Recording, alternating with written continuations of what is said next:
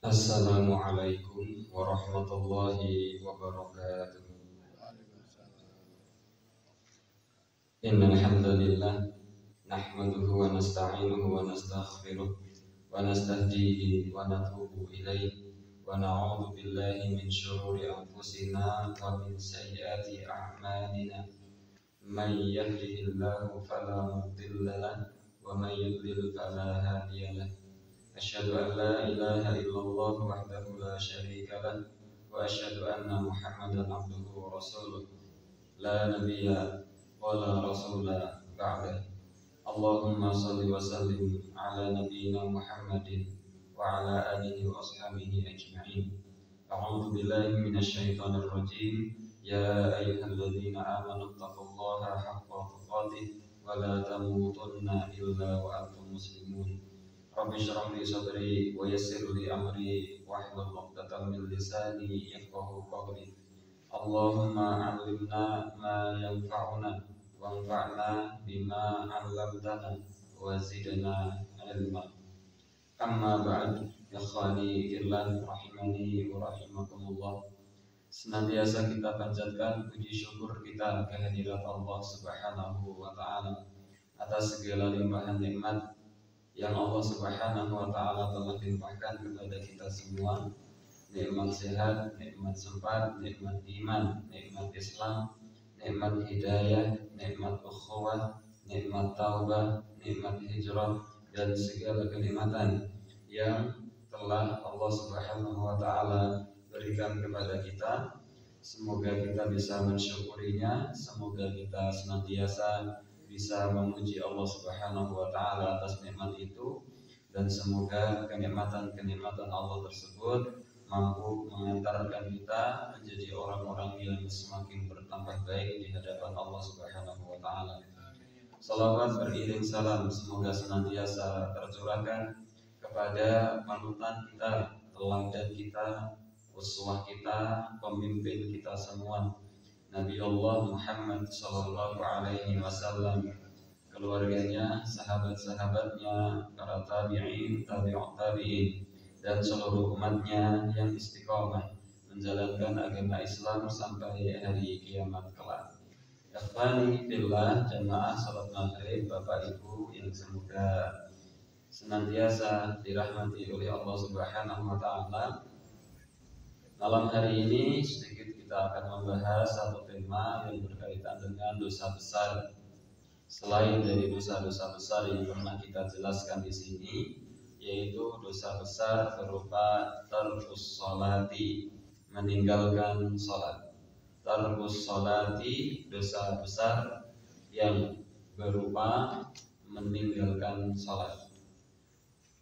Kemarin kita sudah pernah membahas dosa besar berupa kesyirikan kepada Allah Subhanahu wa taala, yang ini merupakan puncaknya dosa besar. Kemudian ada membunuh anak karena takut miskin, kemudian ada berzina dengan istri tetangga, kemudian ada mengejek, mengolok-olok, mencaci maki orang tua, kemudian ada dosa zina, dosa liwat atau homoseks, kemudian dosa menuduh orang lain melakukan zina atau yang kemudian disebut dengan qadzaf.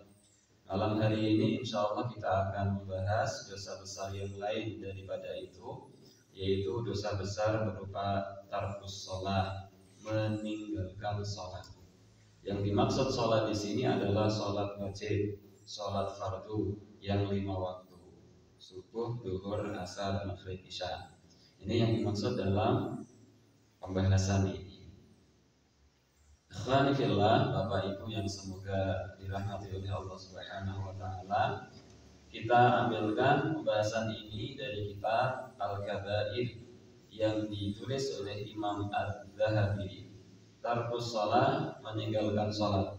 Imam Az-Zahabi menukil beberapa nukilan riwayat baik dari Al-Qur'an, kemudian beliau nukil pula dari hadis Nabi sallallahu alaihi wasallam, kemudian beliau nukil pula dari penjelasan pendapat para ulama tentang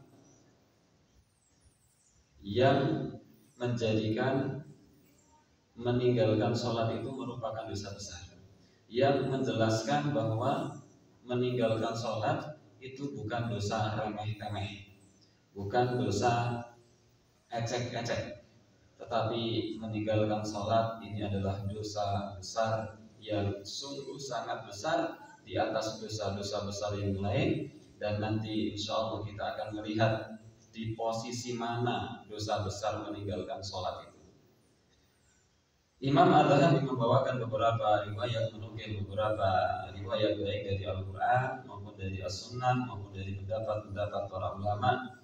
Yang pertama, nukilan yang pertama adalah apa yang kemudian Imam Az-Zahabi nukilkan dari firman Allah Subhanahu wa taala surat Maryam ayat 59 sampai ayat 60. Allah Subhanahu wa taala berfirman, qala Allah taala, Allah azza wa jalla berfirman, fa khalafa min ba'dihim khalfun, dan maka setelah mereka akan diganti dengan orang-orang yang akan ada mengganti mereka, orang-orang yang adha'us salata, mereka meninggalkan salat, wattaba'u, dan mereka mengikuti asyahawat, mereka mengikuti syahwat mereka, hawa nafsu mereka, fasaufa yalqawna ghayya, dan kelak mereka akan dilemparkan ke dalam siksa, illa man taba, kecuali orang-orang yang bertaubat. Ayat yang kedua, wa qala ta'ala, firman Allah Subhanahu wa taala, ayat yang kedua yang menjelaskan tentang bahwa meninggalkan salat ini merupakan dosa besar di sisi Allah Subhanahu wa taala. Fawailul lil musallin, maka celaka bagi orang-orang yang salat, illa alladzina hum an salatihim sahun, yaitu orang-orang yang mereka lalai dalam salatnya. Orang-orang yang mereka lalai dalam salatnya. Inilah orang-orang yang sholat tetapi mereka celaka dalam sholatnya. Mereka tidak mendapatkan pahala dari apa yang mereka usahakan dari sholatnya, tetapi justru mereka dikategorikan sebagai orang-orang yang celaka, yaitu orang-orang yang lalai dalam sholatnya. Lalai dalam sholat paling tidak ada dua makna. Dikatakan si fulan lalai dalam sholatnya paling tidak ada dua makna. Makna yang pertama, dia lalai dari mendirikan sholat, dia melalaikan sholat hingga keluar dari batas waktu sholat, hingga dia meninggalkan sholat itu sendiri. Ini orang-orang yang lalai dalam sholatnya. Seandainya sholat subuh itu jam 4 lebih, kemudian waktunya sampai jam 5 lebih misalnya, kemudian dia sudah bangun tetapi kemudian dia kemudian dia senantiasa membuka HP-nya, mainan game, nonton YouTube, main Facebook dan lain sebagainya, sampai jam 6:30 baru dia salat sebulan ini. Kemudian dia sholat. Ini bisa dikategorikan sebagai orang-orang yang melalaikan sholat. Jadi orang yang sengaja kemudian sholat di luar waktu, atau bahkan dia sampai meninggalkan sholat itu sendiri. Orang yang lalai dalam sholatnya. Makna yang kedua, lalai dalam sholat, paling tidak lalai dalam sholat itu adalah orang-orang yang ketika sholat dia tidak memperhatikan rukun-rukun sholatnya, hingga rukun sholatnya tertinggal, hingga rukun sholatnya tidak sah, hingga rukun sholatnya tidak benar. Maka ketika seseorang melaksanakan sholat tetapi rukun sholatnya tidak benar, terlewat, tidak sah, maka sholat itu menjadi batal secara keseluruhan. Rukun sholat, karena dalam sholat sebagaimana disebutkan dalam Al-Fiqhul Muyassar ada beberapa bagian. Pertama ada yang namanya rukun sholat, kedua ada yang namanya wajib sholat, ketiga ada yang namanya sunnah sholat, keempat ada yang namanya makruh sholat, kelima ada yang namanya pembatal sholat. Rukun sholat itu adalah perkara yang kemudian ketika kita meninggalkannya sengaja atau lupa, maka sholat kita batal. Sengaja atau lupa, maka sholat kita batal dan tidak bisa diganti dengan sujud sahwi. Tidak bisa diganti dengan sujud sahwi. Dia harus menghadirkan rukun sholat yang tertinggal. Contoh Al-Fatihah. Ini rukun sholat. Maka orang yang kemudian sholat tidak membaca Al-Fatihah, sementara dia sholatnya sholat munfarid, sholat sendirian, bukan sholat jamaah, maka satu rakaat tidak membaca Al-Fatihah batal secara keseluruhan. Tidak bisa diganti dengan sujud sahwi. Ulangi sholatnya dari awal. Ini kalau rukun sholat. Contoh yang lain rukun sholat adalah takbiratul ihram. Takbiratul ihram ini adalah rukun sholat. Lupa atau sengaja ditinggalkan, batal. Dia sengaja meninggalkan Allahu Akbar, atau dia lupa, dia sudah tertinggal sholatnya, masbuk, imamnya sudah dapat satu rakaat, masuk ke rakaat kedua, kuduk, masuk shaf, tata sedekap, langsung rukuk, Allahu Akbar. Dia tidak takbiratul ihram. Padahal takbiratul ihram itu rukun sholat. Dia lupa tidak takbiratul ihram, batal sholatnya, ulangi. Jadi rukun sholat ini adalah sesuatu yang kemudian harus dilakukan, sengaja atau lupa meninggalkannya, batal. Rukun sholat berbeda dengan wajib sholat. Wajib sholat itu adalah sesuatu yang harus dilakukan dalam sholat. Sengaja meninggalkan, sholatnya batal kalau sengaja meninggalkan. Tapi kalau kita lupa meninggalkannya, sholatnya sah, hanya diganti dengan sujud sahwi. Contoh tasyahud awal. Tasyahud awal itu wajib sholat, bukan rukun sholat, tapi wajib sholat. Maka ketika dia sholat zuhur 4 rakaat, tetapi sholatnya seperti sholat tarawih yang modelnya 4 rakaat, tidak ada tasyahud awal. Dia lupa, ingatnya baru di akhir menjelang salam atau setelah salam. Aku mau dulu tasyahud awal, maka dia sholatnya sah kalau dia lupa, dan dia menggantinya dengan sujud sahwi. Ini kalau wajib sholat. Nah, kalau sunnah sholat tidak. Sholat sunnah sholat, bukan sholat sunnah sholat itu adalah perkara yang kalau sengaja ditinggalkan maupun lupa ditinggalkan, tidak batal sholatnya. Sholatnya tetap sah, hanya rugi tidak melaksanakan sunnah sholat. Nah, lalai dalam sholat yang kedua maknanya adalah orang-orang yang kemudian tidak memperhatikan rukun sholatnya, sehingga rukun sholatnya tidak sah, sehingga rukun sholatnya tidak beres, sehingga rukun sholatnya bahkan tertinggal. Maka ketika rukun sholatnya tidak sah, salah satu saja rukun sholat tidak sah, maka sholat itu menjadi tidak sah, batal. Nah, celaka bagi orang-orang yang sholat, yaitu orang-orang yang lalai dalam sholatnya. Lalai dalam sholat paling tidak ada 2 makna. Yang pertama, dia lalai mendirikan sholat sampai dia sholat di luar waktunya atau bahkan dia tidak sholat. Yang kedua, dia tidak memperhatikan rukun sholat, rukunnya sholat, sehingga kemudian ketika dia tidak memperhatikan rukun sholatnya tidak beres, maka sholatnya pun menjadi tidak beres. Allah Subhanahu wa ta'ala berfirman, fawailul lil musallin alladzina hum an sholatihim sahun.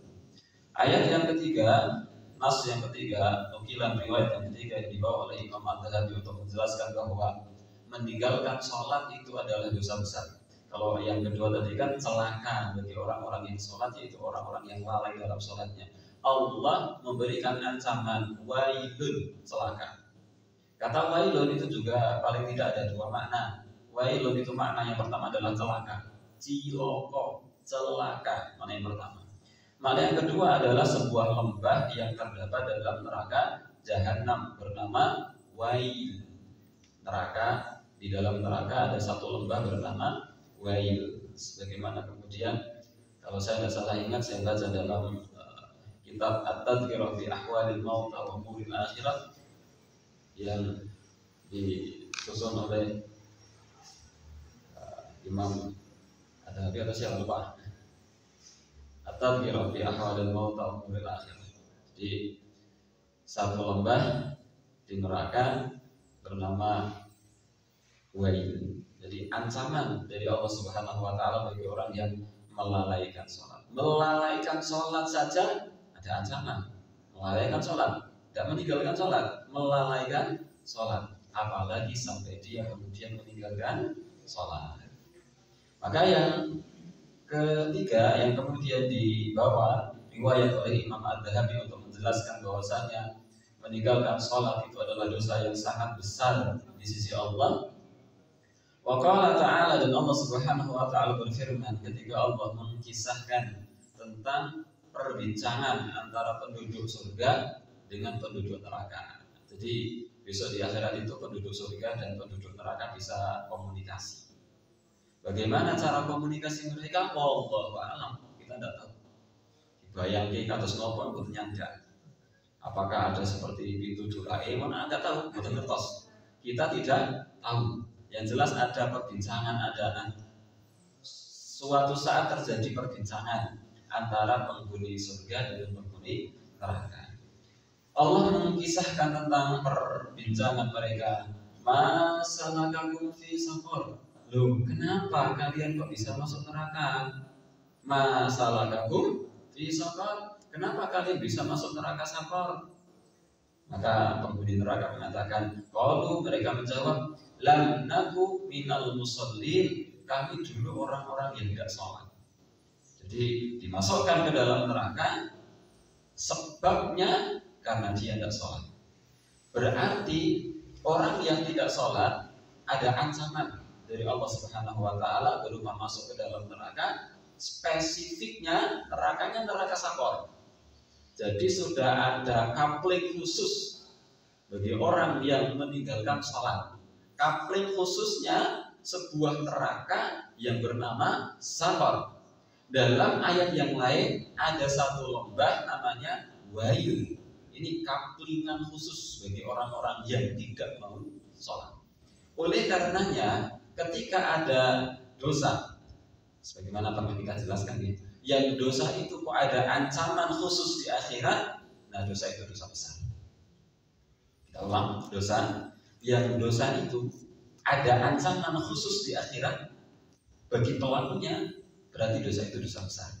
Nah, meninggalkan sholat itu ada ancaman khusus, yaitu bahwa pelakunya akan dimasukkan ke dalam saqar, bahkan ditempatkan di satu lembah namanya Wail. Nah, ini menunjukkan bahwa meninggalkan sholat itu dosa besar. Dan inilah riwayat yang dibawa oleh Imam Ad-Dhahabi untuk menjelaskan benar-benar meninggalkan sholat itu dosanya besar. Minal kabirah, termasuk dosa besar, bukan dosa yang biasa. Meskipun sebenarnya tidak ada dosa namanya dosa biasa, itu tidak ada. Cuma memang ada pembagian dosa itu dosa besar dan dosa kecil. Dosa kecil itu bukan dosa biasa, karena kalau dilakukan secara terus-menerus maka dia juga akan menjadi dosa besar. Sebagaimana kaidah yang dibangun oleh para ulama, la saghirata ma'al israr, tidak ada dosa kecil namanya kalau dilakukan secara terus-menerus. Wala kabirata ma'as istighfar, dan tidak ada istilah dosa besar kalau dosa besar itu selalu diiringi dengan taubat. Ikhwani fillah rahimani wa rahimakumullah, ini dosa besar meninggalkan sholat yang kemudian dijelaskan oleh Imam Ad-Dhahabi. Kemudian yang kita lewati ini adalah catatan kaki, sudah kita baca. Nukilan yang keempat, riwayat yang keempat yang diungkap oleh Imam Ad-Dhahabi untuk menjelaskan bahwasanya meninggalkan sholat itu adalah dosa besar yang sangat besar, adalah hadis yang disabdakan oleh Rasul sallallahu alaihi wasallam, akhrajahu Ahmad, yang dikeluarkan oleh Imam Ahmad dalam kitabnya Al-Musnad wa Tirmidzi, diriwayatkan pula oleh Imam At-Tirmidzi, wa An-Nasa'i, diriwayatkan pula oleh Imam An-Nasa'i, diriwayatkan pula oleh Al-Marwazi dan lain-lain.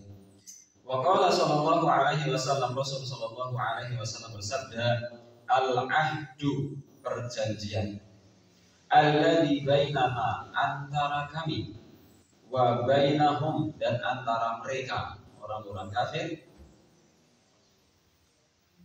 Kafir itu adalah sebutan bagi orang-orang yang berada di luar agama Islam. Ini istilah, bukan caci maki. Sekali lagi ini adalah istilah yang pernah kita sampaikan di dalam agama Islam. Orang yang berada di lingkup Islam namanya Muslim. Orang yang berada di luar lingkup Islam namanya kafir. Ini adalah sebutan, istilah saja. Al-ahdul ladzi bainana wa bainahum, perjanjian antara kami dengan mereka orang-orang kafir. As-shalah adalah sholat. Jadi batas perjanjian, tembok antara orang muslim dengan orang kafir itu adalah sholat. Jadi kalau tadi kita ibaratkan sebuah wilayah, dalam lingkaran ini adalah muslim, di luar itu namanya kafir, garisnya itu sholat, batasnya itu adalah sholat. Maka di dalam batas ini berarti muslim, di luar batas itu berarti kafir. Batasnya, al-ahdunya, perjanjiannya, temboknya itu namanya sholat. Maka Rasul bersabda, faman tarokaha, maka siapapun orangnya yang meninggalkan sholat, berani meninggalkan sholat, faqad kafaro, sungguh dia telah kafir. Nah, cuma nanti insya Allah ada pembahasan yang seperti apa meninggalkan sholat ini disebut sebagai orang yang kafir yang seperti apa, karena tidak kemudian kayak orang maghriban kafir, ada penjelasan dan nanti insya Allah ada penjelasan. Tetapi inilah riwayat yang keempat yang berupa hadis Nabi yang dinukil oleh Imam Adz-Dzahabi untuk menjelaskan bahwasanya meninggalkan sholat itu betul-betul dosa yang sangat besar di sisi Allah. Sampai Rasul menyebutkan bahwa sholat itu menjadi pembatas, benteng, tembok, garis antara keislaman dengan kekafiran. Itu sholat, bukan puasa. Orang muslim yang gak pernah puasa, dia muslim, betul-betul muslim, cuma maksiat. Orang muslim judi, muslim, dia muslim, cuma dia maksiat. Nah, kalau sholat dia muslim, tidak sholat, dipertanyakan keislamannya. Ikhwani fillah, rahimani wa rahimakumullah. Ini hadis yang diungkapkan oleh Imam Adz-Dzahabi untuk menjelaskan meninggalkan sholat itu dosa besar. Kemudian yang kelima, nukilan yang kelima, riwayat yang kelima yang dibawa oleh Imam Adz-Dzahabi untuk menjelaskan bahwasanya meninggalkan sholat itu adalah dosa besar. Hadis ini diriwayatkan oleh Imam Al-Bukhari dalam kitab Mawaqithus Shalah.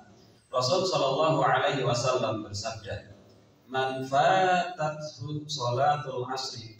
Siapa orangnya yang kelewatan sholat asar, tertinggal sholat asar hingga dia tidak melakukan sholat asar. Kalau ini khusus sholat asar. Siapa orangnya yang tidak mengerjakan sholat asar, terlewat dari sholat asar hingga dia tidak mendirikan sholat asar, habito amaluhu, amal-amalnya terhapus. Jadi ancaman itu adalah siapa orangnya yang meninggalkan sholat asar, tidak melaksanakan sholat asar, amal-amalnya terhapus. Pernah zakat, pernah puasa bisa terhapus kalau dia tidak sholat asar. Jadi begini, sebagaimana yang mungkin pernah saya sampaikan sudah atau belum saya bilang.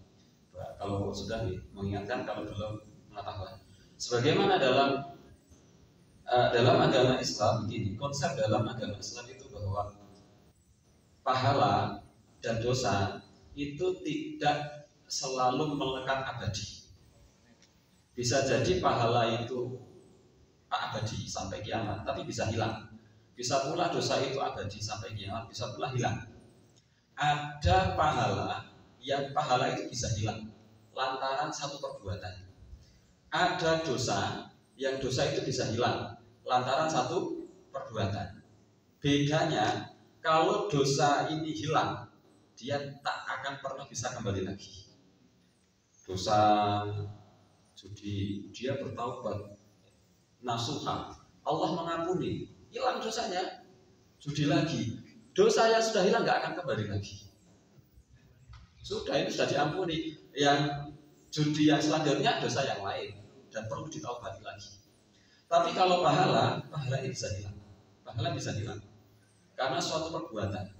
Contohnya sholat asar, maaf, tidak sholat asar bisa hilang. Tapi pahala yang bisa hilang ini bisa balik lagi kalau bertaubat. Contoh, ada yang bisa balik, meskipun juga ada yang tidak bisa balik. Contoh, orang Islam, dalam keislamannya dia sudah sholat, zakat, puasa, haji, dia murtad, amalnya hilang semua. Tetapi kemudian dia sadar masuk Islam lagi, maka amalan-amalan yang kemudian pernah dilakukan, pahalanya akan diberikan kepada orang tersebut kembali. Ini sebagaimana penjelasannya ada dalam penjelasan kitab Al-Adab Mufrad, nanti bisa dicek lagi. Ikhwani fillah rahimani wa rahimakumullah, kita ulang bahwa dalam agama Islam itu pahala tidak selalunya melekat, bisa hilang, dan dosa tidak selalunya melekat dan bisa hilang. Bahkan uniknya ada pahala yang belum didapat tapi sudah hilang dulu. Kan ada pahala didapat, ini abadi sampai kiamat, sudah. Yang kedua, ada pahala didapat dan bisa hilang. Contohnya adalah karena dia meninggalkan sholat asar atau karena dia melakukan kesyirikan. Ini lahabitu anhum ma kanu ya'malun. Amal-amal pahala yang mereka lakukan bisa hilang. Ada yang hilang. Tetapi ada amalan yang belum dilakukan, belum dapat pahala, sudah diwanti-wanti pahala itu akan hilang, nggak akan dapat. Contohnya orang yang sholat, tapi sebelum dia sholat, dia datang ke peramal, kemudian membenarkan apa yang dia bertanya sesuatu kepada tukang ramal. Rasulullah Shallallahu Alaihi Wasallam bersabda, sholatnya tidak diterima selama 40 hari 40 malam. Dereng sholat itu dereng sholat. Sholat 40 hari ke depan tidak ada yang diterima. Belum dapat pahala kan itu? Dereng, tetapi sudah diancam pahalanya nggak akan dapat. Berarti nggak usah sholat, nggak juga. Karena kalau dia tidak sholat, dia dapat dosa double. Jadi dia meninggalkan sholat itu dosa besar. Tapi kalau dia pahalanya tidak didapat, sholatnya tidak terima, dia tidak berdosa karena tidak sholat. Dia hanya terancam sholatnya nggak dapat pahala apa-apa. Tapi sholatnya sah, sholatnya sah. Dia sudah gugur kewajiban, tapi ibarat dia sholat dan tidak dapat apa-apa. Tapi gugur kewajibannya. Nah, kalau kemudian kalau aku ora sholat tambah dosa mana? Wis kenapa mendatangi paranormal? Ini dalam agama Islam seperti itu. Jadi ada pahala yang harusnya didapat belum dilakukan sudah hilang dulu. Makanya orang yang kemudian mendatangi dukun paranormal itu memang itu juga dosa besar ya, sampai ada ancaman seperti itu. Nah, ikhwani fillah, ini meninggalkan sholat asar ternyata berefek. Efeknya apa? Amal kita hilang. Bayangkan ada dosa, yang dosa itu menghilangkan pahala. Nek zina itu tidak menghilangkan pahala. Zina itu melakukan zina ya dia dosa. Tapi ketika kita sudah pernah melakukan amal ibadah, ya amal ibadah ini tetap ada. Tinggal nanti abot-abotan mawon, abot amal kebaikan atau abot dosa zina dan dosa-dosa yang lain. Fa'amma man thaqulat mawazinuhu fahuwa fi 'ishatir radiyah. Kalau ternyata timbangan kebaikannya lebih berat daripada yang buruk, dia akan masuk surga 'ishatir radiyah, dalam kehidupan yang Allah ridhoi. Wa amma man khaffat mawazinuhu fa ummuhu hawiyah. Kalau timbangan amal baiknya lebih ringan, ternyata lebih berat dosanya, maka tempatnya adalah hawiyah. Maka kalau misalnya zina, kemudian judi, dan dia tadi juga sholat, dia zakat, dan zakatnya tidak menggunakan hasil judinya, gitu. Ini dengan hasil yang lain, zakat, dia puasa, dia sedekah, tapi dia juga zina misalnya. Nah, makanya teng akhirat itu abot-abotan, bukan banyak-banyakan, tapi berat mana? Ini kalau dosa, misalnya dosa, yang ngono berapa poin zina itu tetap ampun. Yang ngono apa zina sebenarnya aku ibadah ya, oke, jangan sudah. Tetapi bahwa meninggalkan sholat asar itu tidak hanya dosa yang kemudian nanti pahala yang lain, tetap ini dosa. Selain ini dosa juga bisa berefek menghilangkan pahala. Kan ngeri. Makanya Imam Adz-Dzahabi membawa riwayat ini untuk menjelaskan bagaimana kemudian meninggalkan sholat itu betul-betul dosa besar, apalagi sholat asar. Sholat maghrib itu sholat yang paling enak dilakukan. Sholat maghrib, isya, lumayan. Subuh, rada-rada abot. Asar paling abot. Sholat paling abot itu boten subuh. Subuh ini kok lumayan. Paling-paling abot ini nek jamaah. Nah, itu abot itu sholat subuh ini nek sholat dengan berjamaah abot. Tapi bahwa sholat asar itu sholat yang kemudian banyak orang lalai. Soalnya apa? Jam 3 ini menanggung. Kerjaan belum selesai, waktu pulang belum datang. Dia harus menyingkir sebentar untuk sholat asar. Ini berat. Nek maghrib pun sampai rumah, kemudian mandi, seger, sehat, ke masjid khusyuk. Isya gari melanjutkan maghribnya. Subuh beratnya kalau jamaah. Tapi kalau duhur memang waktunya istirahat. Hanya asar. Makanya Rasul memberikan perhatian khusus bagi sholat asar. Siapa orangnya yang meninggalkan sholat asar, habito amaluhu, amalnya akan terhapus. Maka hati-hati. Ini riwayat yang menjelaskan, yang dinukil oleh Imam Adz-Dzahabi, yang menerangkan, mengisyaratkan bahwa dosa meninggalkan sholat adalah dosa besar. Selanjutnya, waqala, dan Rasul sallallahu alaihi wasallam bersabda, bainal 'abdi wa bainasyirki tarkus shalah. Batas antara seorang hamba dengan kesyirikan, dengan kemusyrikan adalah tarkus shalah, meninggalkan sholat. Ini hampir senada dengan yang atas ini.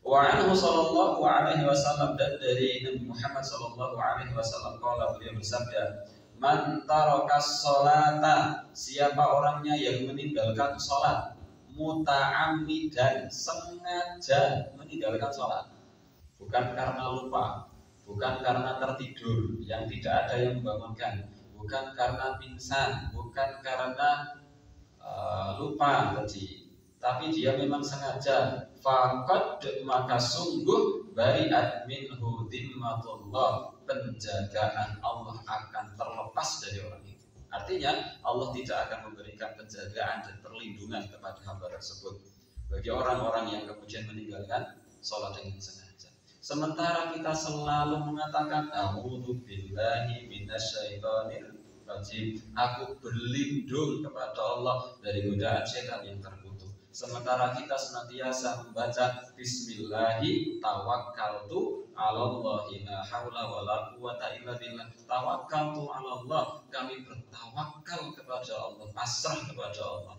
Sementara kita selalu mengatakan hasbiyallah, cukuplah Allah bagi kami. Hasbunallah, cukuplah Allah bagi kita. Sementara kita selalu mengatakan iyyaka na'budu wa iyyaka nasta'in, hanya kepada Engkau kami menyembah dan hanya kepada Engkau kami mohon pertolongan. Minta pertolongan kita kepada Allah, kita senantiasa bertawakal, kita senantiasa meminta perlindungan. Nah, orang yang meninggalkan sholat dengan sengaja, faqad bari'at minhu dhimmatullah, maka penjagaan Allah akan terlepas dari orang itu.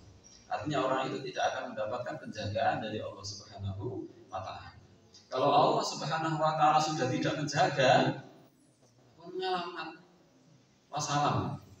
Kalau satpam tidak menjaga, mungkin masih ada saudara. Kalau saudara tidak menjaga, mungkin masih ada tetangga. Tetangga tidak menjaga, mungkin masih ada yang lain. Semuanya tidak ada yang menjaga, asal Allah menjaga, beres. Tapi kalau sudah Allah yang tidak menjaga, mau satu kampung, satu negara menjaga, Allah tidak menjaga pun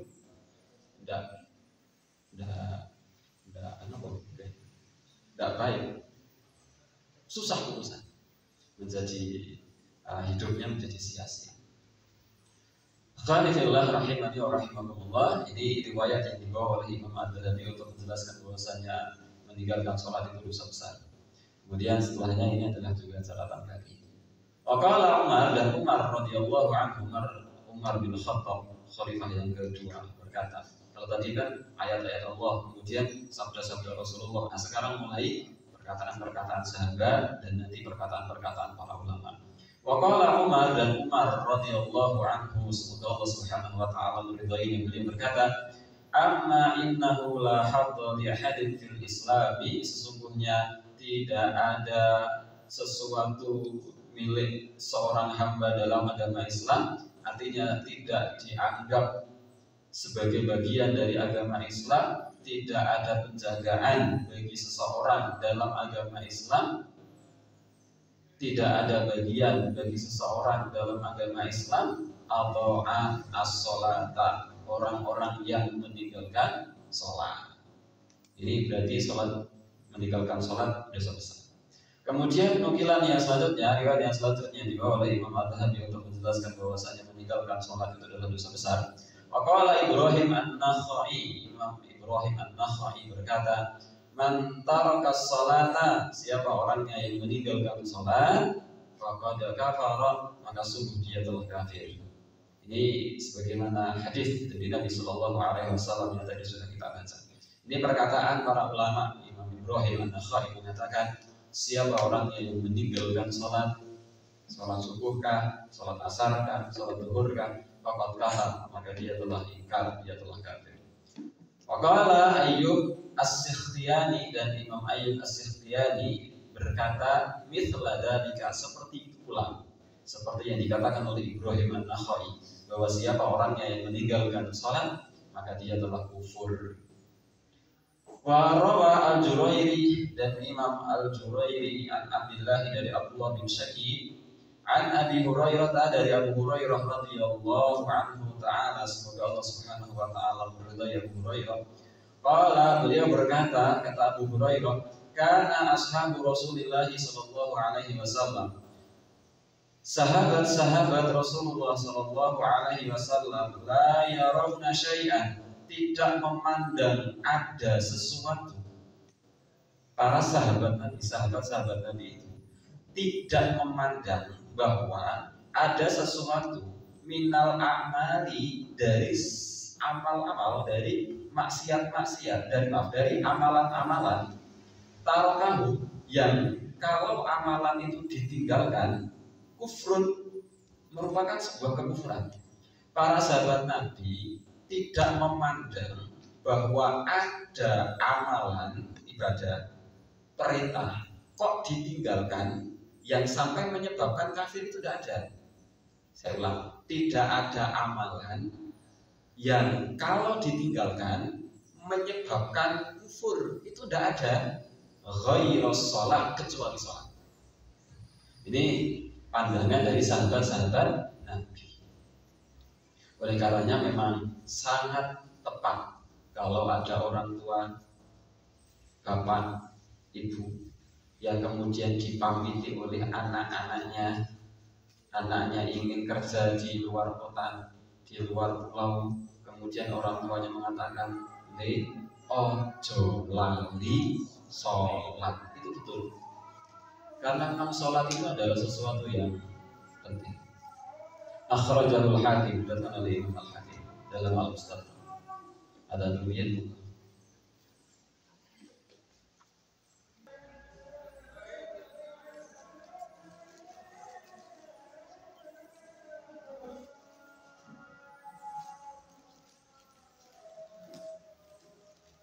Bismillahirrahmanirrahim. Kita lanjutkan.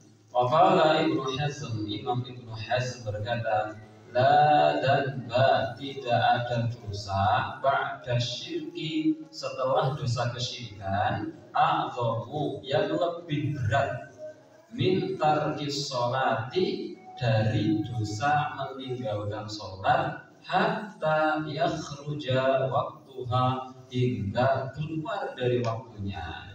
Kata Imam Ibnu Hazm, tidak ada dosa setelah kesyirikan yang dosa itu lebih besar daripada dosa meninggalkan sholat.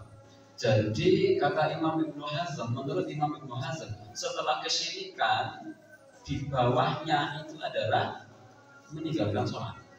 Jadi satu tangga di bawah kesyirikan. Kalau kemarin kita membacakan riwayat bahwa ketika Rasul ditanya ayyud dzambi a'dzam, dosa apakah yang paling besar, anta ja'ala lillahi niddan wa huwa khalaqaka, kamu menjadikan sekutu bagi Allah sementara Allah itu zat yang telah menciptakan kamu, syirik.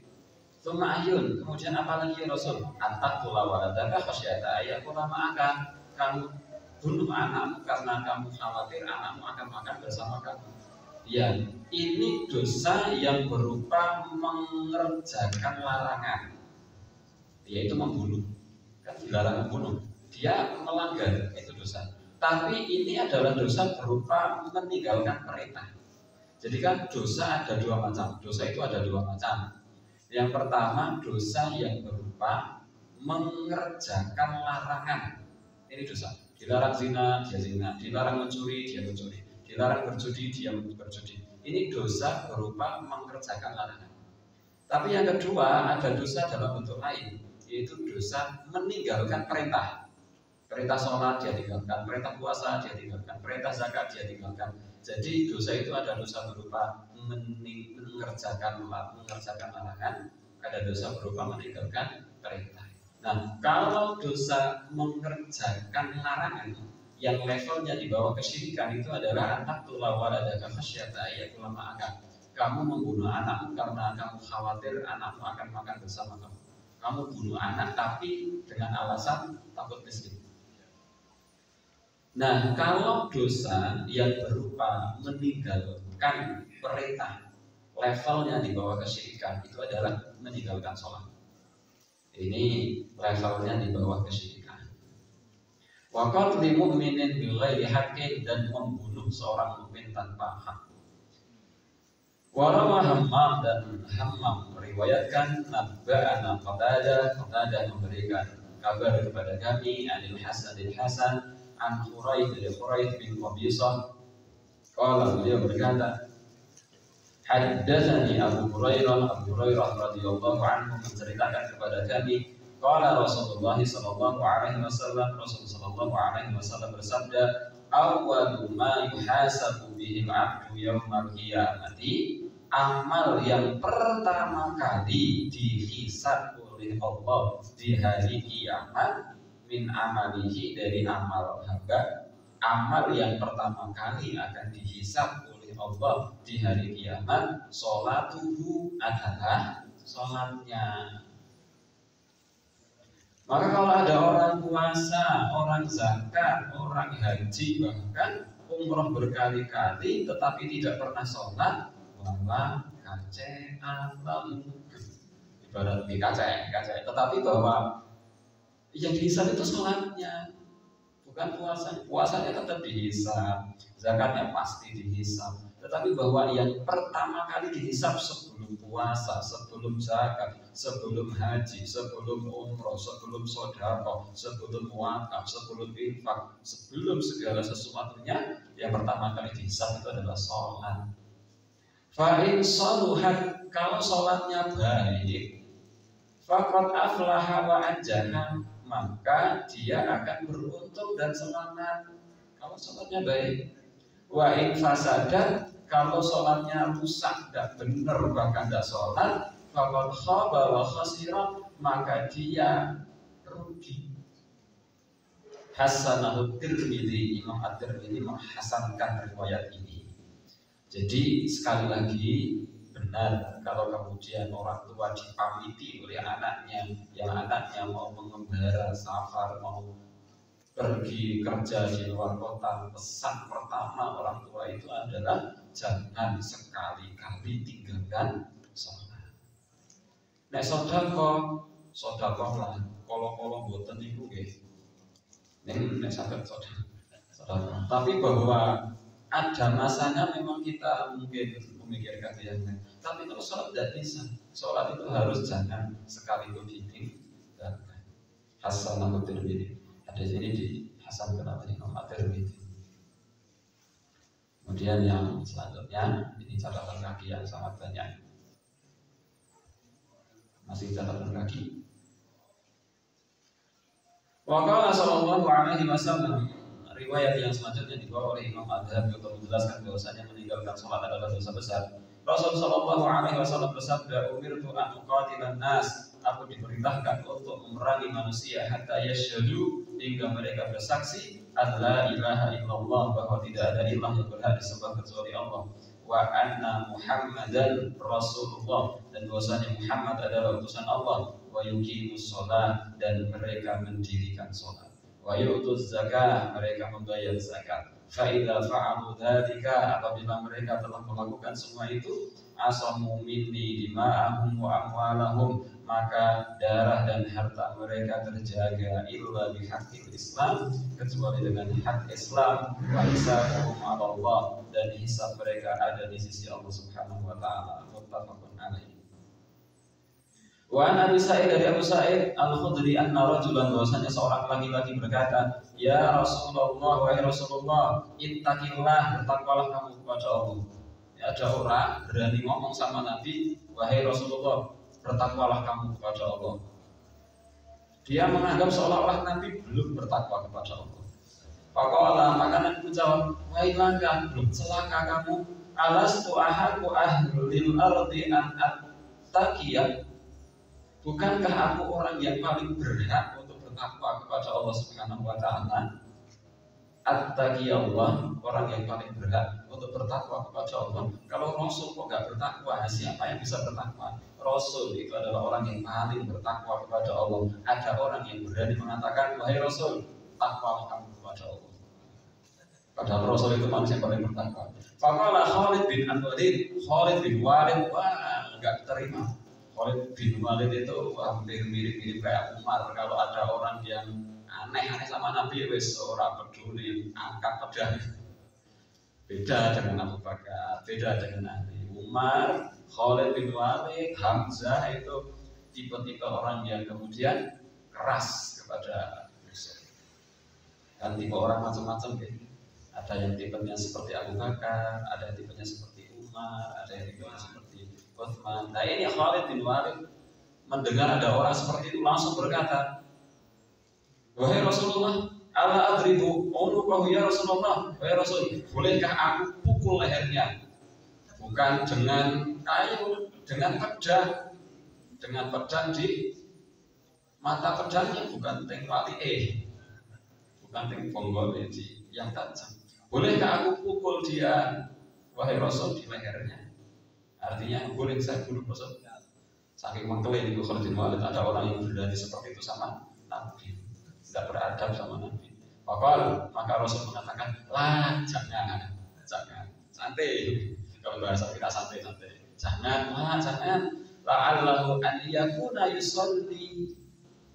Saya berharap semoga dia nanti mau sholat. Jadi alasan yang digunakan oleh Rasul agar orang ini jangan dibunuh, semoga dia sholat. Jadi sholat itu menjadi alasan dia jangan dibunuh. Ini nukilan yang dinukil oleh Imam Ad-Dhabi untuk menjelaskan pentingnya sholat dan bagaimana bahayanya orang yang meninggalkan sholat. Muttafaqun alaih.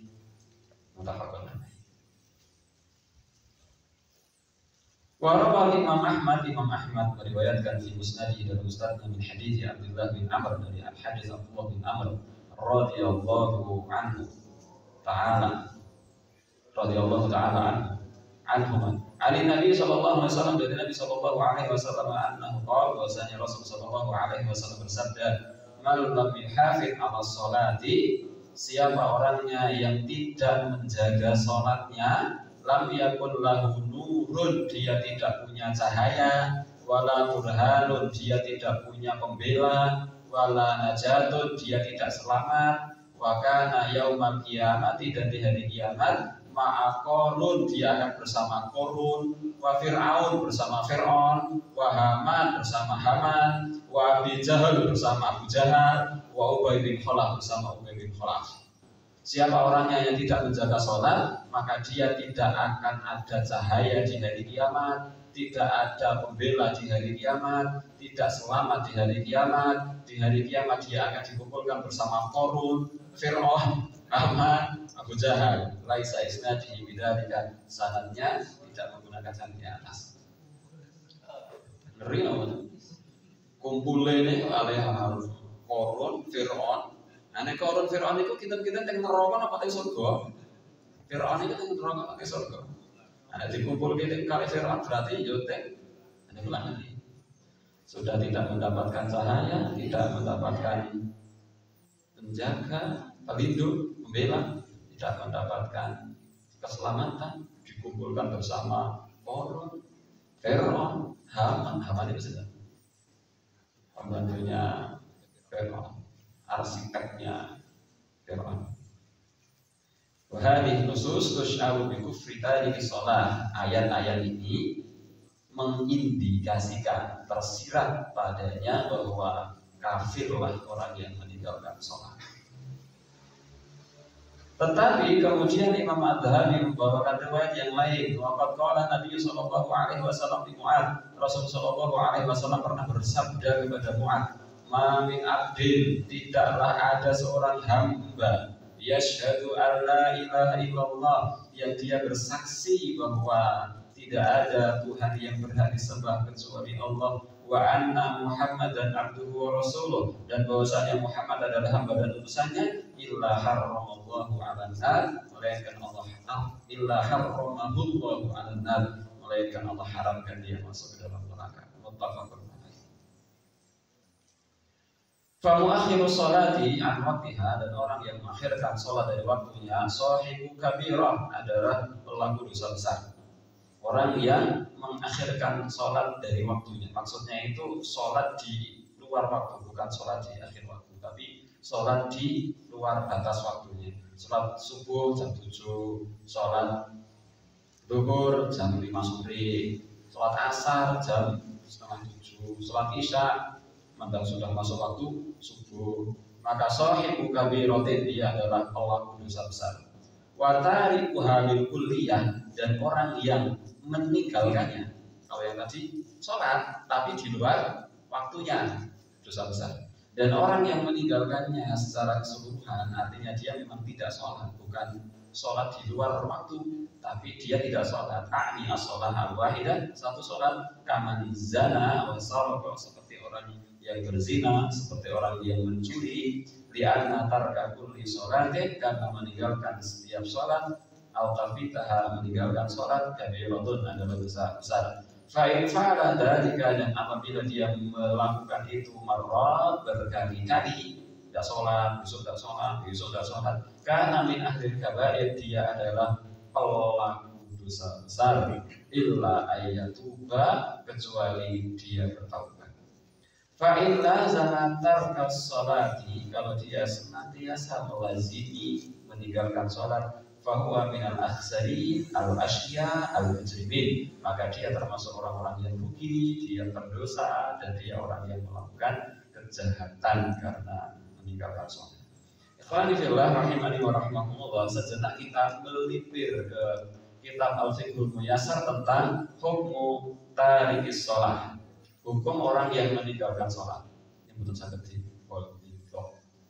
hukum bagi orang yang meninggalkan sholat itu dalam kitab Al-Fiqhul Muyassar di Tauhid Kitab Sunnah.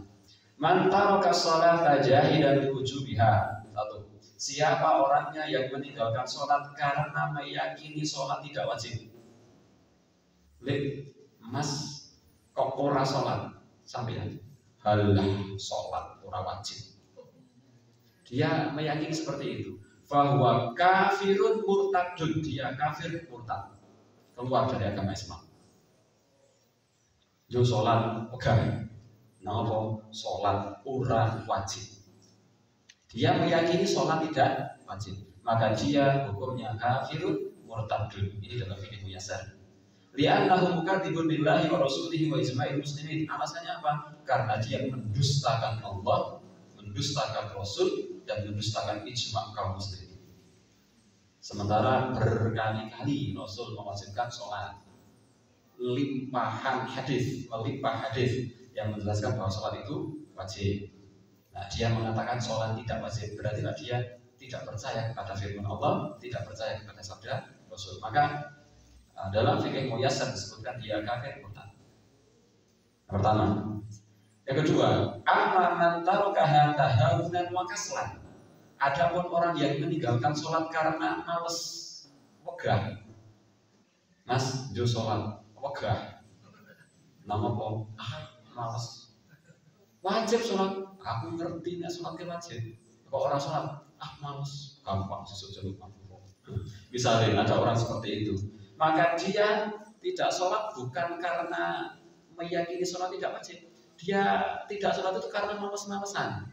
Males karena ngantuk, karena wegah, karena anyes, karena sing imami sing diwaca Al-Baqarah, karena macam-macam alasan ini. Padahal namun alasan mawon. Alasan utama niku napa? Alasan utama napa? Males. Tapi alasan ini ku macam-macam. Tapi karena malas, fasohihu, maka pendapat yang benar, annahu kafirun, maka dia dihukumi kafir. Idza kana tarikan lahaja iman bil kulliyah, apabila dia meninggalkan sholat terus-menerus dan memang dia tidak pernah sholat. Napa malih kok sholat subuh? Sholat maghrib mawon mboten. Napa malih kok sholat maghrib? Sholat jemuah mawon mboten. Napa malih kok sholat Jumat sing sepekan sekali? Idul Fitri, Idul Adha sing setahun sekali mawon mboten. Babar blas itu basa Tebarak. Napa basa Parani? Napa? Sami. Babar blas mboten sholat. Ning KTP-ne agama Islam, tapi babar belas boten sholat pisan mau icek boten ate. Rasane takbiratul ihram niku kados napa boten ngertos. Babar belas boten sholat, maka dia orang yang kafir. Meskipun ngaku Islam, tapi sama sekali tidak pernah sholat. Icek enggak apa-apa. Nah itu. Ayatnya dalilnya surat At-Taubah ayat 11. Kemudian ini At-Taubah ayat 11, kemudian hadis Nabi SAW yang tadi sudah kita bacakan diriwayatkan oleh Imam At-Tirmidzi dan Imam An-Nasai. Alasannya sudah saya bacakan. Ini penjelasan saja. Tadi yang pertama, orang yang meninggalkan sholat karena meyakini sholat tidak wajib, maka dia kafir murtad. Kemudian yang kedua, dia tidak sholat karena malas. Kalau malesnya itu menjadikan dia tidak sholat selalu, selama-lamanya tidak pernah sholat, sekalipun tidak pernah sholat, maka dia juga kafir, tidak dianggap sebagai orang Islam. Karena hadisnya tadi, al-ahdu bainana wa bainahum tarkus sholat, perjanjian antara kami dengan mereka adalah sholat. Faman taraka as-sholat, faman taraka faqad kafar, siapa yang meninggalkannya dia kafir. Amma man kana yusolli ahyanan, adapun orang yang kolo-kolo sholat, waya terku ahyanan kolo-kolo boten sholat, kadang sholat, kadang boten, semuahan maka semua sesuk boten, subuhan maka duhur boten, dino iki babar belas boten sholat, dino sesuk duhur itu sholat, bulan sekarang babar belas boten sholat, bulan besok rada sergap sholat. Al-yusolli fardhon al-fardho ini, atau dia sholatnya itu hanya satu sholat fardu atau dua sholat fardu. Sholatnya yang beda maghrib tok, subuh ora tau, nopo mari asar. Sholatnya maghrib tok. Fardhohiru, maka secara dohir annahu la yakun, dia tidak kafir, dia masih muslim. Hanya saja dia pelaku dosa besar, tapi masih dianggap sebagai muslim. Tidak kita mengatakan oh kafir orang yang sholat, tidak. Selama dia masih ijib rasane sholat, maka dia muslim. Sholat ini maghrib loh. Ini ki yusolli fardhon, sholatnya cuma satu sholat fardu. Al fardho ini atau cuma dua sholat fardu. Dia masih muslim, tidak kafir. Tapi kok dia ngaku Islam, sekalipun sekali saja dia tidak pernah sholat, itu ya masuk dalam hadis Nabi, faman tarakaha, siapa yang meninggalkannya faqad kafaro, maka dia telah kafir. Ikhwani fillah rahimani wa rahimakumullah, inilah bagaimana kemudian besarnya dosa meninggalkan sholat. Maka sekali lagi, yang ketiga kalinya kita ingatkan, bagi bapak ibu yang kemudian anaknya mau pergi merantau, benar kalau kemudian bapak ibu pesan yang paling kuat adalah jangan sekali-kali tinggalkan sholat baru mau pesan yang lain. Silakan pesan yang lain, kamu kalau di sana yang rajin bekerja bencana, syukur-syukur pulang sampai membawa calon menantu itu jangan. Itu pesan-pesan yang lain, tapi bahwa pesan utama pertama jangan sekali-kali tinggalkan sholat. Inilah amalan yang pertama akan dihisab oleh Allah, dan meninggalkannya merupakan dosa yang sangat-sangat besar di sisi Allah Subhanahu wa taala. Aku lupa lihat dan astaghfirullahaladzim wa lakum. Salah dari saya, benarnya dari Allah Subhanahu wa taala. Alhamdulillahirabbil alamin. Wassalatu wassalamu ala rasulillah imamil mursalin. Wassalamualaikum warahmatullahi wabarakatuh.